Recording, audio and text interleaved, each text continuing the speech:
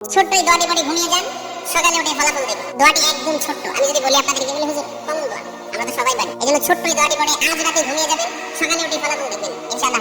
আপনি মাথা থেকে বোঝা নামিয়ে ফেললে যেরকম হালকা হয়, আপনি এরকম হালকা মনে করবেন। আপনি মনে করবেন আপনার সমস্ত গুনাহ মাফ হয়ে গেছে, এরকম একটা হালকা অনুভূতি আপনার ভেতরে কাজ করবে। বুঝেছেন মনে হয় না? এজন্য আমরা যদি ছোট্ট এই দোয়াটি পড়ে আজ রাতে ঘুমাতে পারি, সকালে উঠে ফলাফল দেখবো ইনশাআল্লাহ।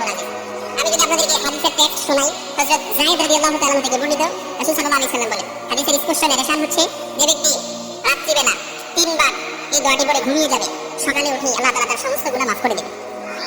সুবহানাল্লাহ বাড়িতে যায় বলেন। এজন্য আজ রাতে যদি এই দোয়াটি পড়ে ঘুমাতে পারেন, সকালে উঠে ফলাফল দেখবেন ইনশাআল্লাহ। দোয়াটি আমরা সবাই পারি, তবে আপনাদের মনোযোগ আকর্ষণ, আপনারা একটু আমার দিকে অ্যাটাচমেন্ট বাড়ান।